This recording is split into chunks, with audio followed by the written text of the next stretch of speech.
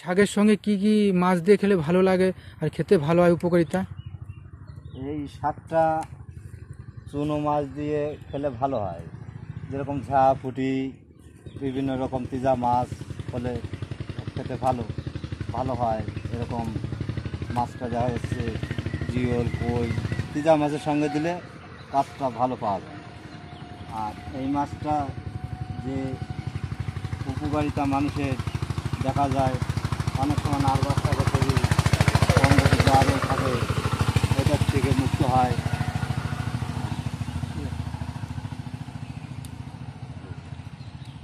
কম বেশি জ্বর হয় তো, জ্বর হয় না?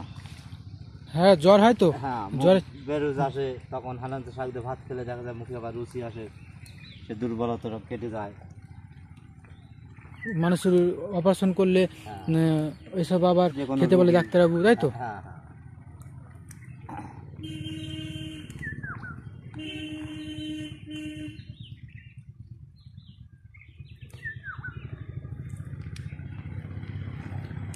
ওই তো এই শাকের ভিতরে কি তুলছো ওগুলো?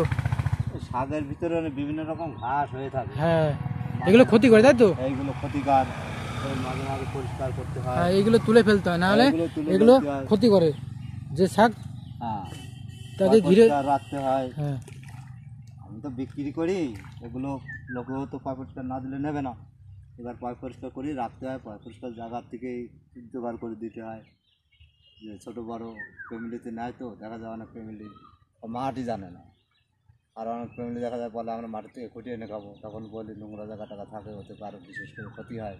চাষার জায়গা থেকে খেলে ভালো, শাক পাতা জলীয় জিনিস বিভিন্ন রকম প্রাচীন থাকে, বুঝলে? এই চাষার জায়গা থেকে তুললে ভালো হয়, তাই চাষাব রাখতে হয়। তাই এই শাক নিতে হলে কোথায় আসতে হবে বলে দাও? চলে আসতে হবে জাপাতলা বাসরাপাড়া মোড়। ক্লাব মোড়? হ্যাঁ, ক্লাব মোড়ও আছে, কি হসপিটাল। শ্রীনগর হসপিটাল? হ্যাঁ, শ্রীনগর হসপিটালের পাশে। হেভি স্বাদ খেতে। হ্যাঁ, খেতে হেভি স্বাদ, এ খেলে বিভিন্ন রকম কাজও হয়, উপকারিতা। এর জন্য তো এইগুলো আমি এই কারবার করি, সকাল থেকে সন্ধ্যে পর্যন্তই আমার জলের ভিতরে জামায় কত কষ্ট করে এগুলো। 3 ঘন্টা না বৃষ্টি পড়ছে কিন্তু রেইনকোট পরে আছে, হ্যাঁ, দেখছেন তো গাইস আমার এগুলো কতটা কষ্ট করে তুলছে পাবলিকের জন্য। বিভিন্ন রকম রুগী থাকে, তাদের যোগান দিতে হয়। কাস্টমারদের দেওয়ার জন্য ভিজে ভিজে কাজ করছে।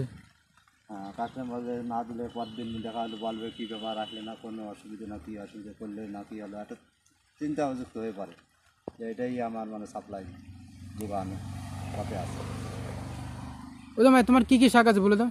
আমার যেরকম 4 রকম শাক আছে, জলীয় শাক, যেমন কমলি, হেলেঞ্চা, ব্রাহ্মণী, কুলেকাটা, আরও